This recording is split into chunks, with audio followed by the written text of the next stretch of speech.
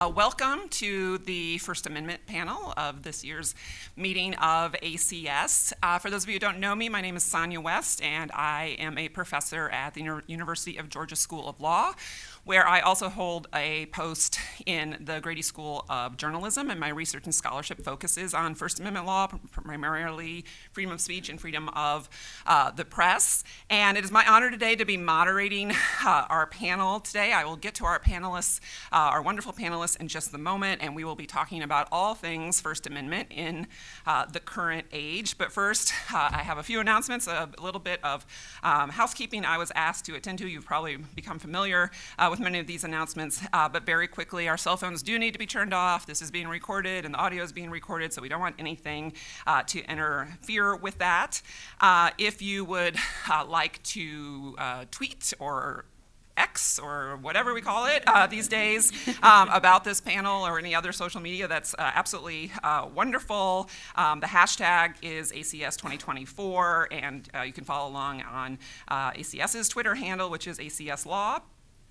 And then if you're here, if part of what you're here for today is to make sure you get some CLE credit, you will need the two codes that I will be reading during this session. I'll give you one in just a moment, and then we'll save the other one for a little later in the program. It says you need to be able to submit these two codes, so you need to write them down and put them into the Google form that you received in your welcome email, and that form is also available on the ACS convention page, and we also have wonderful volunteers who can help you if you have trouble figuring that out.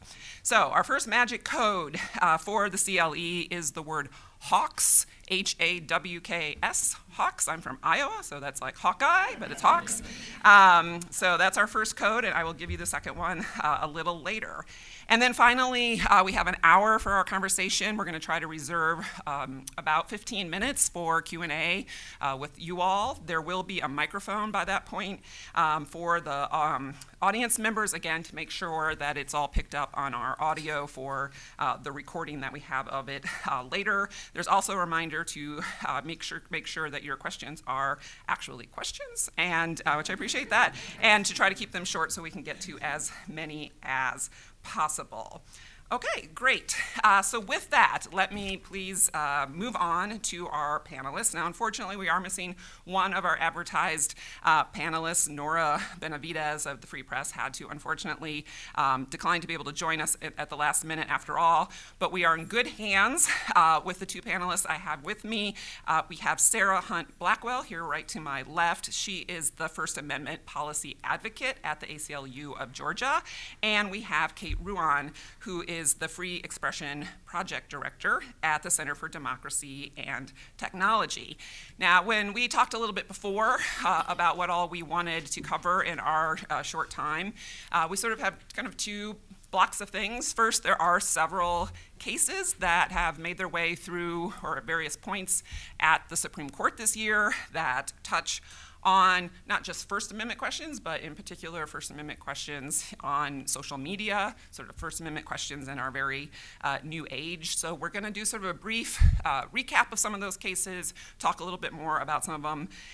And then after that, in our sort of second block, we have a lot of thoughts on our panel about sort of broader discussions about the state of the First Amendment and First Amendment issues in the world today, in technology, its effect on democracy and elections. So we'll get into some discussions about all of that and then move on to your questions.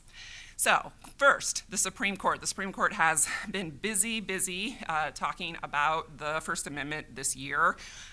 There's really sort of three types of cases that we thought were particularly relevant to our discussion today. And we'll go through them all briefly, starting with, we'll start with the case about the right of public officials to block people on their social media platforms, and then we'll move on to the so-called jawboning case and talk about those a little bit, and then move on to the cases about laws on content moderation and social media. So let's just start first quickly, Sarah, if you wouldn't mind, just giving us the real quick lowdown on the social media blocking case. What is sort of the issue that the court, or the question that the court had before it with this case? Yes, hi, good afternoon, everyone. Thank you all for being here. I'm happy to be here. So there's a lot of conversations going on about the First Amendment right now, and understandably so. We have traditional forms of communication that are, very much still alive and well, but also new forms of communication that, the founding fathers probably weren't anticipating when they were drafting the First Amendment. Social media being probably the top on that list. So as we're looking at social media and the ability for people to engage on social media, courts have already, made clear that social media is a public forum and a marketplace of ideas, just similarly as, a newspaper. And so the issue that we're seeing in the courts is blocking and, I guess, tempering of ideas on social media, and who can do that and who cannot. So case before the Supreme Court is about public officials blocking their constituents on social media. And a key distinction here that we always try to look for is the type of page that the public official has blocked someone on, whether it's their official, campaign page, the official page for their position, or whether it's just their personal page that they were using before they became unelected. So generally, the rule is that as an elected official, you are not supposed to block or delete comments or engagement with people who are making comments on your official public elected official page. That would be essentially it's the equivalent of silencing someone if they're going to a debate, or silencing someone if they're asking you a question related to your role as a public official. So really that is the heart of what these cases center around. Is this, are you blocking, someone saying nasty things to you on your personal page where, there are photos of your family and your dog and your kids, or are you blocking comments about actual topics and issues that are of concern to your constituents and of concern to the people who are going to your page to see your platform and your opinions on very key issues. So the Supreme Court has a very interesting role as officials in their own right, trying to navigate what this space looks like. And it, while the line might seem very clear, there's also, we have to be aware of and remember that elected officials do, people can be nasty. I'll just say that. People can be nasty. And the things that people say on social media, the things that people say in general aren't always nice and aren't always, can possibly make someone, fearful or concerned about their safety. And so that is the line that the courts are trying to navigate. Is just because someone is making a comment on your public page as a public official, just because this page is for you as a public official, does that mean that you now have to let everything stay on that page? Do you now have to accept everything that everyone is saying, good, bad, or ugly, just because this is the type of page that you have set up on this social media platform? We see this we see the issue with this in situations where you all may be familiar in situations of doxing and situations of just online harassment, where public officials, personal information is being publicized, their phone numbers, their addresses, and there are people who, might go to someone's house, might go to someone's home, and we've seen this happen. There was a judge where this happened, and her son was killed. And there has since been legislation introduced and passed to try and address this situation. But these are the things, it's a very, there are many lines here that the court is trying to navigate and trying to sift through. And they're not always clear lines. So it's always, I always think that the First Amendment issues are always a balancing act, because First Amendment issues don't exist in a silo. Most times First Amendment issues incorporate other issues as well. So you have the First Amendment right of people to come to your page and make their positions known, agree or disagree with an elected official's positions. But then how far can you take that? When does that become harassment? When does that elected official now have the ability to say, no, you can't say that on my page? No, you cannot post these things on my page. And that's the question that we're asking and that the Supreme Court is faced with. Great. Kate, did you have anything that you find interesting? Or I think the only thing that I would offer like to add on to that is like the court isn't helpless here. There's categories of public forums. One is like a complete public forum, which means that the government cannot, it's like a public park. So the government cannot tell you what you can or can't say on the basis of your viewpoint. They cannot discriminate on the basis of content unless they meet strict scrutiny. But there are other options. So for example, like the court could go down the route of like maybe fleshing out a little bit what a limited public forum might look like online. So if you are a government official hosting an official Twitter page, maybe you can say that this is a limited forum that allows you to take down content that is irrelevant to the discussion that is happening. That is another possibility that the court could go down. The most restrictive possibility would be for the court to say that it is a non-public forum and the government can do whatever it wants in that particular space. That would probably be the most restrictive and the least desirable from a free speech perspective. It would mean that the government could silence messages with which it disagreed. But there's a possibility here that the court actually fleshes out what public forum doctrine within government-controlled spaces online looks like. And I'm kind of fascinated to see where that goes.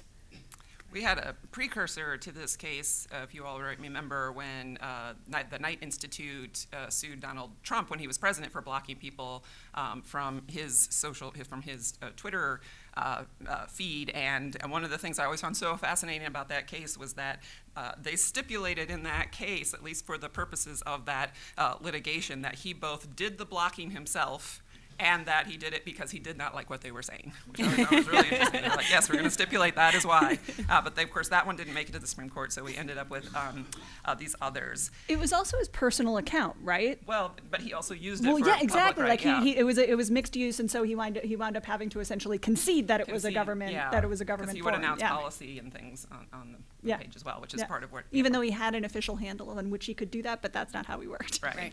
He refused to use the POTUS handle. He refused to do that. Let's move on to the second category, which is the so-called jawboning case, which I actually only learned after this case came to the court that term jawboning apparently is, maybe you probably all know this, really smarter than I was, but that it's a biblical reference to the story of Samson and that he fought and killed 1,000 Philistines with the jawbone of an animal, and therefore it is meant to be doing great damage with a sort of small tool, is what I was told. I don't know, people, is that not true? But that's what I was told, which I thought was an interesting story. But Sarah, I'm going to start with you again to tell us a little bit about this case that we had that was brought by the Attorney Generals of Missouri and Louisiana. It was about some actions of the Biden administration.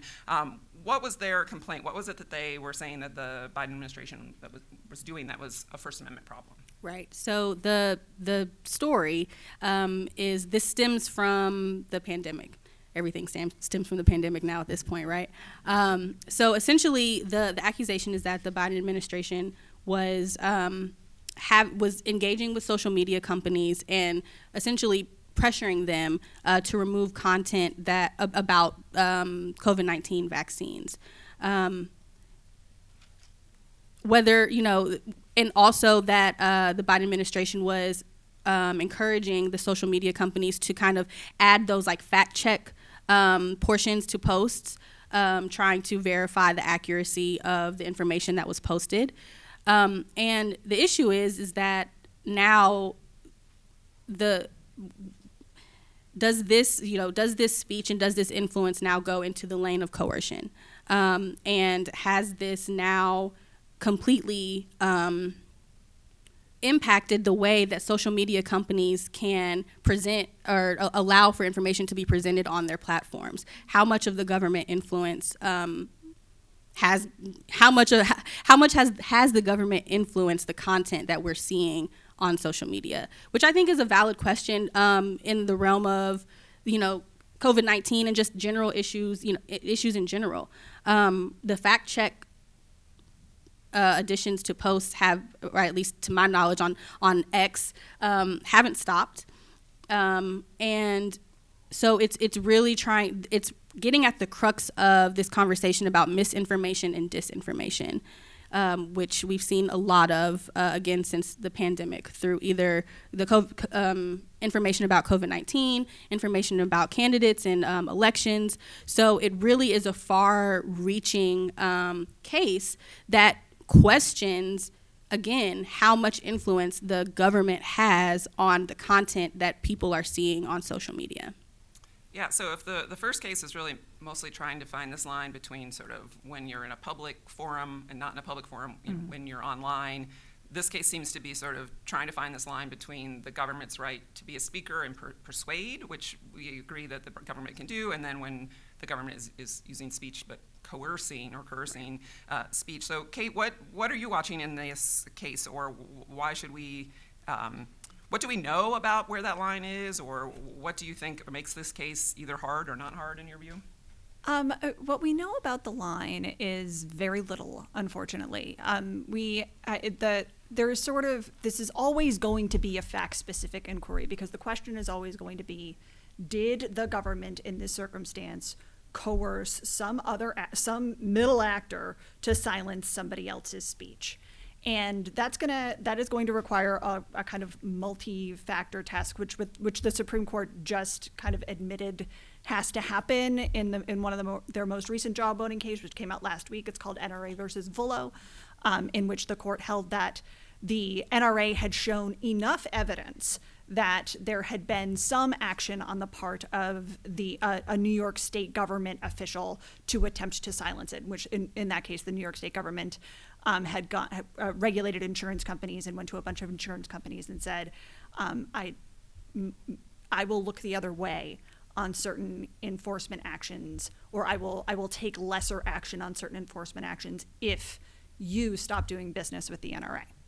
And the court basically said, well, in this case, she had authority. She used her authority. She issued statements both to the companies and on her official letterhead saying these things, that this was actually about gun control to a certain degree. And so, yes, the NRA has showed what it can. And that the court cited a case from a long time ago called Bantam Books. And in that case, what had happened was there was a Rhode Island law which created a commission which allowed the commission to sort of send letters to book distributors and say, we think these books are obscene. The commission had no authority to enforce against the distribution of obscenity, but they did have authority to take the information that they thought that they thought a distributor was distributing obscene books to the police. And to law enforcement. And the publishers of some of the books that were on the blacklist sued, saying, this violates our First Amendment rights, and the court said, yes. That scheme created enough of a coercive environment that the distributors of the speech were chilled from distributing content that was probably First Amendment protected. And we are trying to draw a through line from that case to what happened to NRA versus Vullo and then to Murthy. The facts in Murthy are a little bit harder to suss out, in part because there's a lot of dispute about what is and isn't true in the factual record.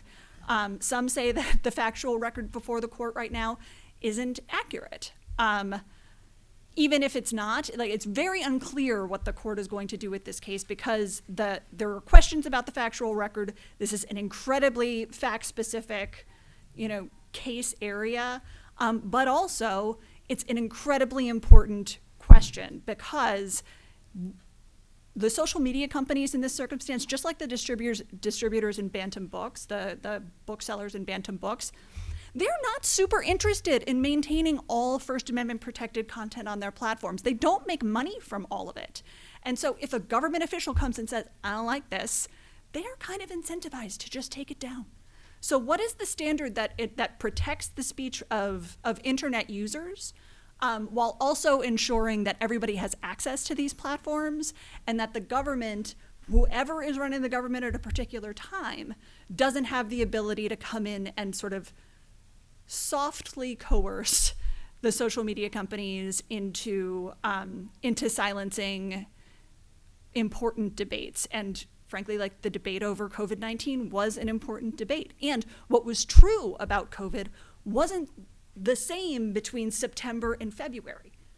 And that like, tracking that is a very, very, very difficult thing. And so, like, what we tried to do in our brief to the Supreme Court in this case was basically say, like, look, this is a totality of the circumstances test. Most of the lower courts have identified a bunch of the really important factors about how you decide whether there was coercion that did result or could have resulted or was intended to result in the suppression of First Amendment protected content. But in close cases, the tie should really go to the speaker. The tie should really go to the person who is hosting or the person who is offering First Amendment protected content, because we really want to make sure that we're not creating a chilling effect on speech distributors.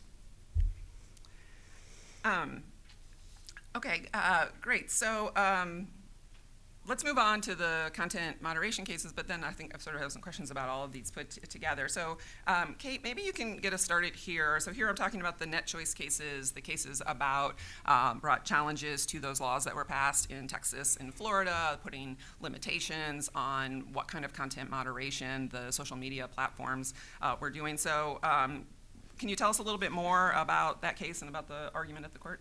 Sure, I'll do my best. Once upon a time, social media platforms that used to be called Facebook and used to be called Twitter suspended or banned Donald Trump from their platforms, in part because of speech he engaged on their platforms in advance of and then following January 6th, 2021. That made some people pretty angry about the power of these social media platforms to exclude particular voices from their services. And so in Florida and Texas, legislators moved forward with laws that would require social media companies of a particular size to host certain content or not to remove certain content. In Florida, the Florida and Texas laws are a little bit different. Texas's law is pretty like, it's pretty broad. It's like you cannot censor content on the basis of viewpoint, or because you don't like what the speaker is saying, and then it creates some exceptions for speech that the Texas government didn't like. It's right in there for speech that and some of their exceptions are things that I don't like either, but at the same time highlight some of the problems with the statute. But very broadly, like you cannot censor people on the basis of their viewpoint, and must continue to host that speech. Very almost as close as we've seen to an actual common carrier requirement for social media platforms of a certain size. And that is assuming that we even understand what a social media platform is. I will not go into the definitions in either one of these statutes, but they are also very confusing and very difficult to parse. On the Florida side, the statute's a little bit different in ways that are both narrower and also a little bit more confusing. So you cannot censor content in Florida if it is by or about a political candidate. And so that kind of means that is something along the lines of you can say pretty much anything and not get censored on social media in Florida as long as you tag a Florida politician or someone who is on the ballot in Florida. And so both of these cases, First Amendment folks looked at it, the platforms looked at it, and everyone kind of said, like, this is going to ruin the internet. If we cannot exercise, if social media platforms cannot exercise editorial judgment about what does or doesn't belong on their services, then we are going to wind up with, I guess the technical term is a mess of hate speech, of Sexual content may be in places that are not appropriate. If we cannot, decide what to promote, if we cannot decide what to demote, if we cannot decide what to take off of our platforms, unless we determine it's illegal, we're essentially at a loss for being able to create useful services going forward. And this editorial judgment is actually our First Amendment right. We have a right to decide what does or doesn't belong on our private platform, and the government cannot force us to carry certain speech unless it meets the highest standard of scrutiny possible. So this was the argument that's been made in the Florida case. It was. The Florida statute has been enjoined, and the injunction was upheld in the 11th Circuit, and now that case is up at the Supreme Court. In Texas, first the statute was enjoined, then the injunction was overturned by the 5th Circuit, but they reinstated it while the Supreme Court reviews the case. And so now the case is at the Supreme Court, and the arguments are pretty much the same. The states are basically trying to say that these platforms are so important that we can and must be able to require them to carry all speech without discriminating against people on the basis of their viewpoint. This is kind of like an intuitively, to me, attractive argument to some. It's still incorrect, in my view, but it is an attractive argument because it feels like a speech protective argument. But at the end of the day, it's actually not. Not just for the platforms themselves, who do have a right to decide what does or doesn't belong to the platform, but also for the platform's users, because content moderation makes platforms useful to people by weeding out the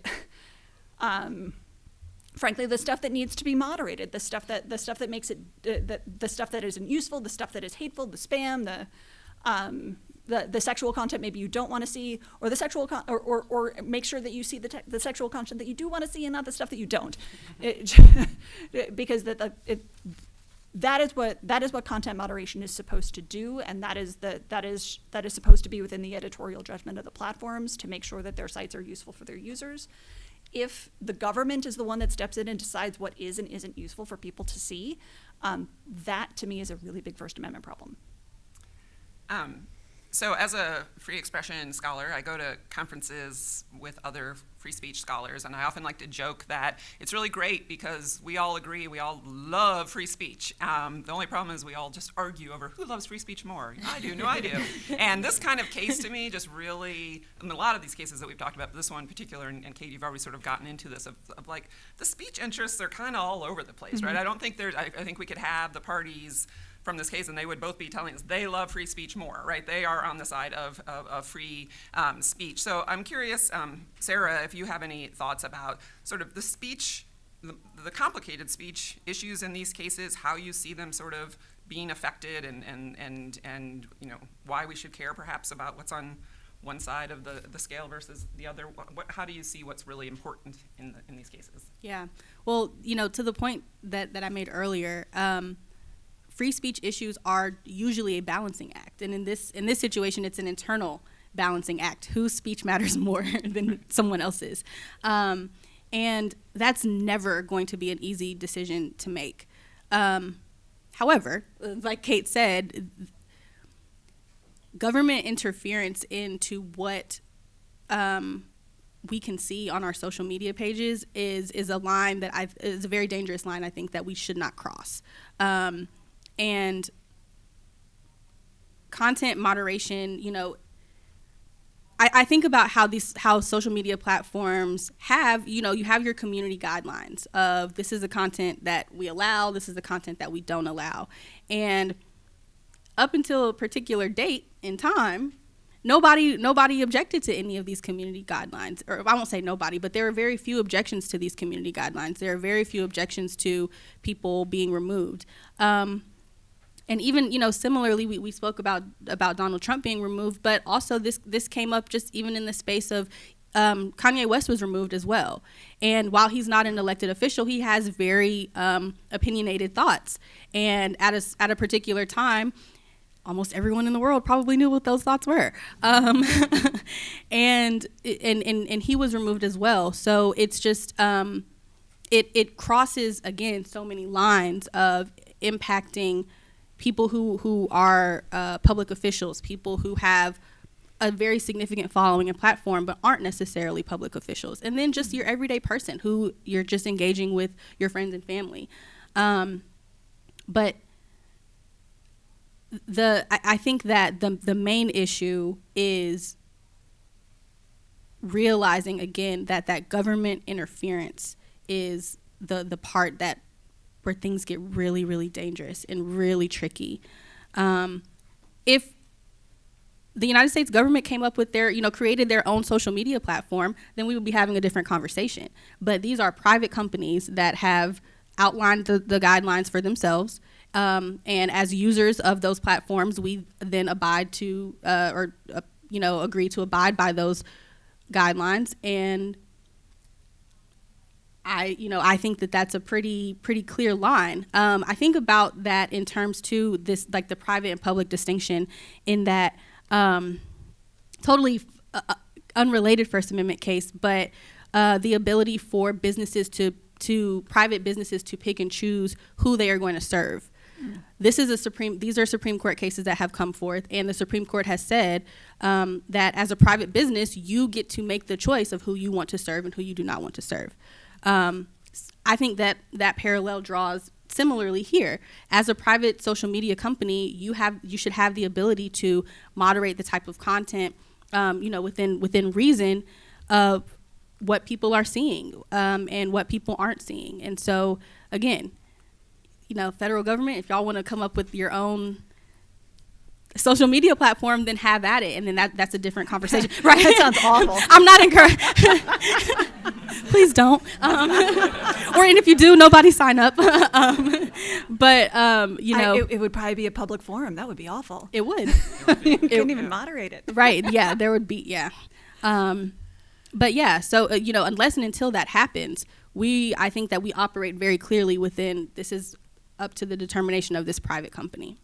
You bring up a really interesting point, though. I think you were kind of referencing 303 Creative there a little bit, right? Yep. Yeah. I dislike that case. I strongly dislike the whole. I do too. Actually, I don't like it. But my point in bringing it up is be consistent. You know? Absolutely. But I think you can hold the way. I think you can come up with the ruling that I would like to see in net choice, where the platforms have editorial decision making authority, and also have 303 Creative come out completely differently, where a business that is open to the public and subject to civil rights laws has to abide by those civil rights laws when providing their services, right? Which is very different. Like, I am perfectly fine with X being a place of public accommodation that cannot discriminate against people on the basis of their protected class status in the provision of their service. So if they cannot say that Black people cannot sign up for X, but what they can do is they can moderate content that is hateful, and they can moderate content that with which it disagrees, and to me that is a very clear line that the court should have drawn and did not in 303 Creative. Right. I agree. Yeah, I mean, in the internet age and the digital age, whatever you want to call it, the justices love to try to solve these cases through analogy. So I think that's one of the analogies they are playing around with that came up with an oral argument of sort of, is this just like a business of public accommodation and they can't discriminate against people who are coming? Another analogy that you hear a lot of is this idea of what is a social media platform? Should we put it in our box where we have newspapers and where we have bookstores, or do we put it in the box where we have telephone companies and UPS, right? Which we should do with that. Kate, any thoughts on that? Does that analogy question get us anywhere? Do you think that they're going to grasp on to any part of that? All of those analogies are imperfect, right? They are imperfect, and that is deeply frustrating for a bunch of reasons. To me, they do not belong in the telecommunications bucket. They very clearly don't belong in the same bucket as a broadband internet access service provider might belong. I have no cognitive dissonance about saying that a broadband internet access service provider must abide by net neutrality, and that doesn't violate the First Amendment in any way, shape, or form. But I do have significant cognitive dissonance of the idea that Facebook would fall into the same bucket. It just doesn't. And it never has. It has always engaged in content moderation. It has always been editorial. But I also don't think that Facebook is exactly the New York Times, right? It simply can't be. It operates at a much greater volume and much less editorial control over what goes, over what passes over its services. And this is true of Facebook, but it's also true of much, much smaller platforms. And the other thing I want to note is not every platform moderates the way that Facebook does or that Twitter does. Not every platform exists top down. I used to work for the Wikimedia Foundation. That platform is not edited by the foundation itself. Some foundation employees are also Wikimedia editors, but there is a community of people that create Wikipedia. It is entirely community moderated. Reddit has a kind of hybrid model. So there are so many people's First Amendment rights involved in the decision that the court could make, that if they do draw an analogy, I hope they lean more towards the editorial judgment of a newspaper. But I would also like to see some nuance in there, because I don't think that the government can ever require any amount of transparency into the editorial processes of a newspaper. But I do wonder where the line is for needing transparency into a social media company. I'm not sure that line is exactly the same, and so I would want to see some nuance in how the court addresses this, and it may have to, because it does have transparency requirements before it in NetChoice. There are two provisions. One in both states have requirements that social media companies subject to the law provide individual notices to each user each time they make a content moderation decision. This is wildly burdensome and probably useless and likely unconstitutional under any standard that the court might examine. But is there a version of researcher access to data requirements or transparency into content moderation requirements that could withstand scrutiny?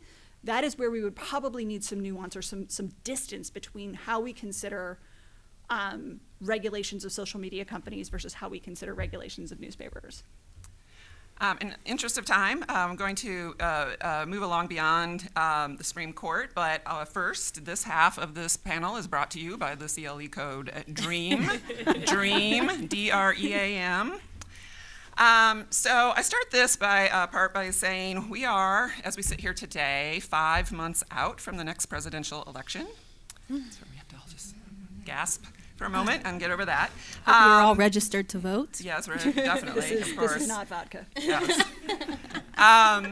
So, Sarah, the world moves pretty fast, and we live in a different world than we did in 2020. We even live in a different world than we did in 2022. Right. How do you think, or what are you thinking about in terms of how the issue of speech and this election might be different this time around? Yeah, a big one, and that we've probably all seen, is AI. Yeah. That it's already here, and we've seen legislation come forth in quite a few states that would make it a criminal offense to create AI or to have AI generated content that is false about candidates who are running for office. There was actually legislation introduced here in Georgia with that same concept, and we probably saw the news stories a few months ago about a robocall allegedly from President Biden encouraging people not to vote and things like this. So election interference, the technological use of election interference is huge. And again, a balancing act here. I will say it publicly that in Georgia's legislature, the ACLU of Georgia, we testified against the bill. Not because we don't want elections to be safe, but because we believe that it is a First Amendment right to be able to generate content and then post that content on social media, whether it's true or not. But of course, the implications of that is what is the influence of that content on voters? What about people who can't distinguish between content that is AI generated and content that's not, and then information that is true and information that isn't? But the flip side of that is this has always been the case. there's always been inaccurate information going forth, especially in election season, and the format in which it's presented doesn't make it any less inaccurate. So while it is, presented in a novel format, it's not a novel issue. So, yeah, AI is going to be big. It already is big this election season. Kate, if you have thoughts on any of that, but also I did want to bring up that your Center for Democracy and Technology, that you issued an important report on disinformation and online abuse, specifically against women of color political candidates. I didn't know if you wanted to tell us a little bit about that and, part of your thoughts about this upcoming election cycle and what speech issues you might be concerned about. Yeah, absolutely. I would say, yes, we did. My colleagues in our research department wrote a report where they researched the impact of misinformation, disinformation, and harassment on political candidates and found that misinformation, disinformation, and harassment are disproportionately, and this will likely surprise no one in this room, disproportionately targeted at candidates of color. Moreover, good one. But moreover, the candidates who were the targets of this disinformation understood that the targeting was, their understanding of it was that it was intended to silence them. And luckily, in many cases, it didn't work. But in some cases, it did. In some cases, women ran for office and decided that this wasn't worth it.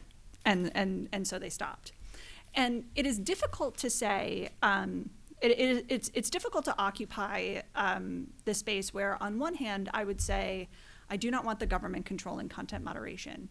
But on the other, I absolutely advocate to companies that they need to have better policies with respect to harassment and with respect to understanding how their platforms are weaponized against marginalized speakers in particular. Because if we are not creating content moderation policies and enforcing content moderation policies that support a space for everyone to talk, we are losing voices, not just from the social media company, but not just from like the social media discourse, but also from the elected space. And I think that's part of what CDT's report in this context on these elected officials, it's called Unrepresentative Democracy, really showed. And so what we try to do is make sure that we are engaging with companies pretty consistently about what their best practices should be with respect to election disinformation, with respect to how they treat elected officials or candidates for elected office on their platforms. We also try to engage with elected officials themselves and with organizations that talk to elected officials or election representatives, like frontline workers, at like poll workers, election workers. They are some of the most threatened people in this country right now. And so we try to engage in disinformation training with them. We try to really do a lot of education, because we're not going to win this fight with whack-a-mole. We are not going to win this fight by trying to stamp disinformation and harassment out of existence, though on platforms we do try to advocate for better policies. Understanding how this works, media literacy are also a big part of this as far as we are concerned. I guess I'm getting the sign that it's time for Q&A. So if we have questions, that's great. We do have a microphone that we need you to ask your question, but that's fine, whatever works for you. Okay. I want to address like the last thing we started talking about. I think, at least I believe, we've seen since October of last year the use of a lot of liberal understandings of speech, like words as violence and the subjective understanding in terms of harassment, weaponized by a certain segment of the society to stifle and silence people supporting Palestinians and Palestinian rights. What lessons do you take from that, and is there any way liberals should be rethinking about speech and those concepts, given that we're seeing that used now to stifle speech that I think most of these people in this room, at least, I mean, maybe not on the margins, but generally think are probably positive instances of speech that shouldn't be stifled and suppressed. Anyone wanna take a crack at it? So, a question to your question: Are you thinking about this in terms of government or on a private level or on an individual level? Both in terms of, like, for instance, universities trying to stifle speech, Title VI arguments for stifling speech, but also, and I'm against government regulation of this, but so not from a legal perspective, but like things like such as Elon Musk, the world's greatest defender of free speech, saying if you say that they will ban anybody who says from the river to the sea, Palestine will be free on X, which, by the way, I'm not arguing he doesn't have the legal right to do. I believe he does. Right. Okay. This is a really complicated question. This is a really complicated question. So the first thing I will say is anti-Semitism is a big problem and must be combated and must be stamped out. That being said, I hear what you are saying. How do we deal with it? How do we deal with it? Like, one of the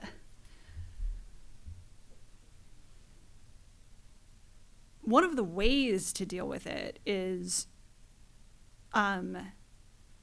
understanding that advocacy on the behalf of Palestinians, particularly Palestinians within Gaza, is going to have a lot of nuance in it, but by and large, we are talking about speech that is about protecting human rights, the human rights of people who are currently under attack. I think that I would analogize some of what I've seen with respect to how student protesters have been treated, and I wish my colleague Katie Blankenship was here because she works at Penn America. You are here.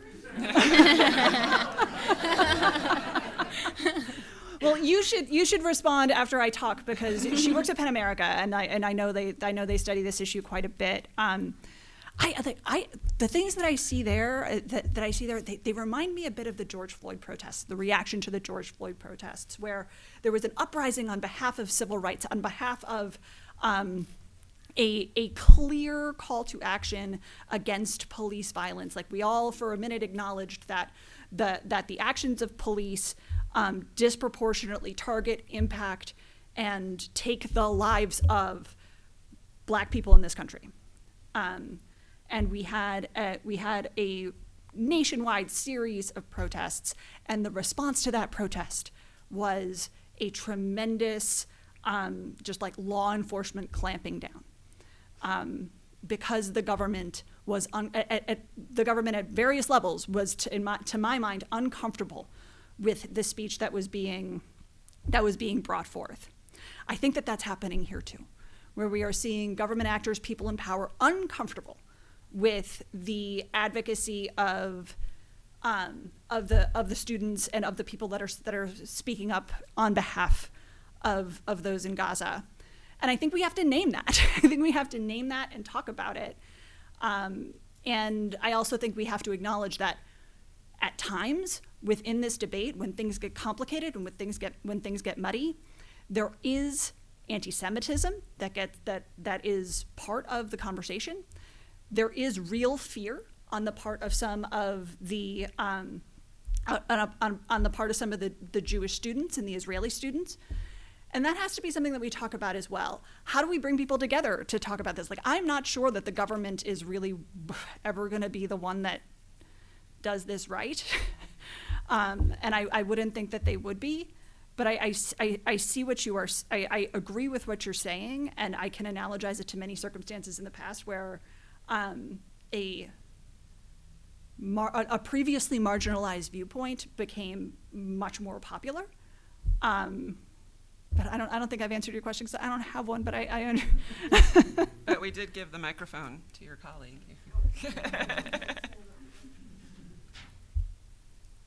If you have thoughts. Okay. Yeah, I agree. I mean, I think we are seeing definitely a weaponization of these terms that is very not new, right? This is sort of as old as time of taking things that are real or things that we believe in, parental rights, for example, and these sort of things, and weaponizing them. What you're seeing in the South, one of the greatest issues I think with what you're talking about is how the reality is so different and depending on where you are geographically in the states, right?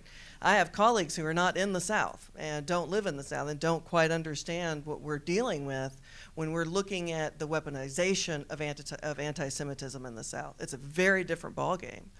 And so when we've seen the reaction to the student protest in Florida, it's been this real grappling within the coalitions we're working with of we have to name this as the violence on our speech that it is. And dig into that, because we really think that the acknowledging of the weaponization of these terms is how we've waded through that. And so we've really spent a lot of time and have been engaging with the Florida higher ed leadership, Board of Education, and even DeSantis, as unsuccessful as that may be, in really saying what you are doing is the opposite of protecting people from discrimination. What you are doing is taking student speech, calling them terrorists, telling them that they want the second Holocaust in order to shut them down, because it has now become something that I think, as you said, Kate, has become in the public eye as a movement that is a movement, right? When you have a movement, things move, and it is similar to what we've seen in 2020. But again, I think our answer down here is we've got to lean into it and say what's really happening, and no matter how tough it is. I'll also add, I think words matter. So when we're talking about anti-Semitism isn't the same thing as anti-Zionism, and that I think is a lot of what this situation rests on. Speaking out against the mass murder of an entire people is not anti-Semitic. That to me, it's just not. Okay. Yeah, that's fair. Right. Okay. Right. We'll have another conversation about this later. I think the word Zionism is incredibly complicated and usually harms the conversation. Right. But what we can say is that calling for a ceasefire is not anti-Semitic. Telling someone to stop killing people is not anti-Semitic. Disagreeing with the policies of the country of Israel is not anti-Semitic. Right. I think is where we're going with this, and that doesn't question the existence of any particular government, right? I question the policies of the United States all of the time. And it's not mere questioning, right? It's criticizing, it's condemning right. The policies of the Israeli government, and I think that is the line that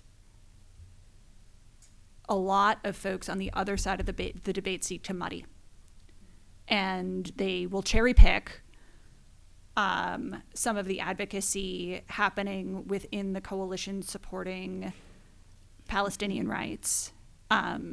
To try to paint the entire movement with the same brush.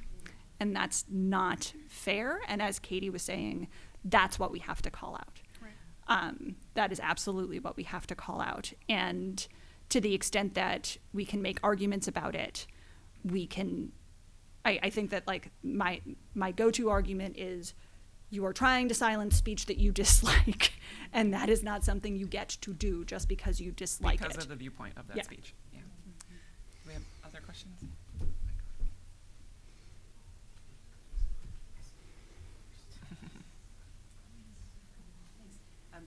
Different kind of a question. Is this on? I think it's being recorded. Yeah.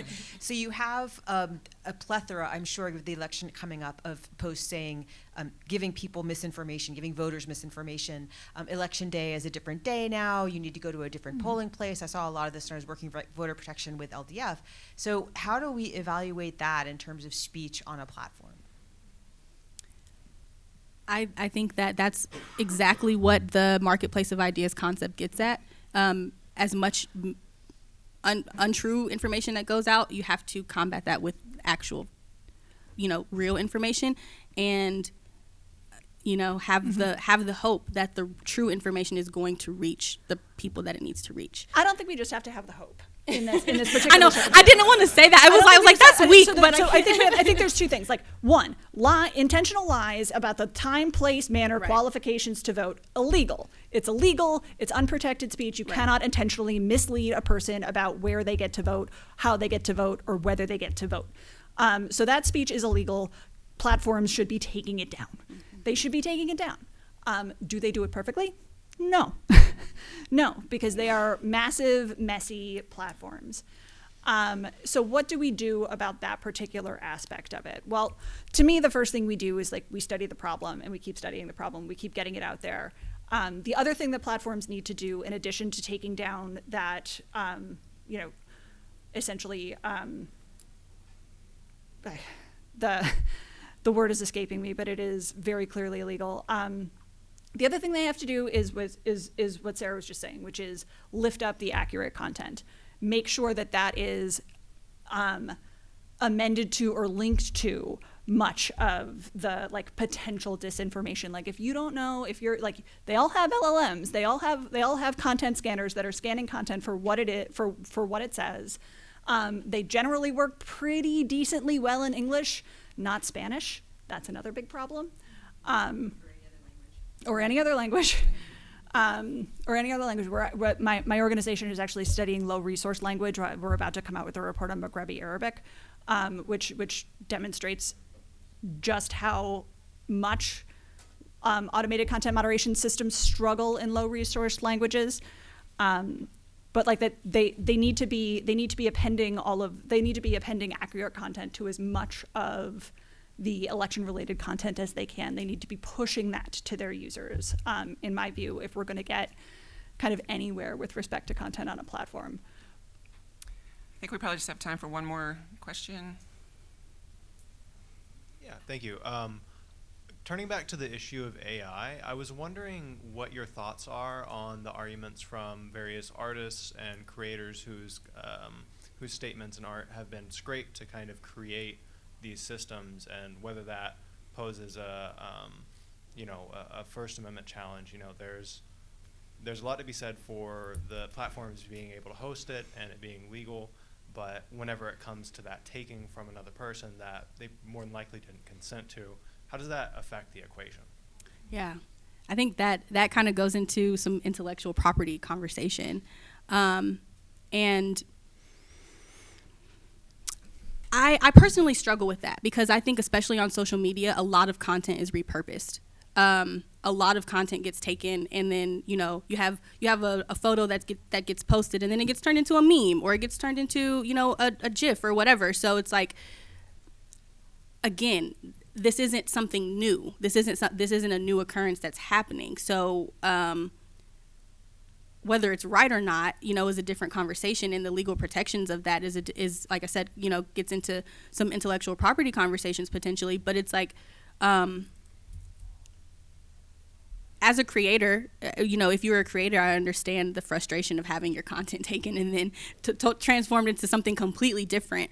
But that was also one of the reasons why we advocated against the bill here in Georgia, because it's like, how would someone, because of the fact that content gets repurposed and reformatted in so many different ways, criminalizing someone for posting content or creating content that stemmed or originated from something else, and then they are now criminally liable for this content, the original creator, that's an issue, and that's scary. So from a legal standpoint, from a criminal standpoint, we were very concerned about that. But I think that the ownership and the protection of your creation as a creator is also an important topic to discuss. Okay, with that, it's 4:00. I had one last announcement, which is to tell you that the closing plenary will be in the Savannah Ballroom at 4:30. You can check your schedules for more information, and again, we have volunteers that can help direct you. But with that, please help me thank my panelists.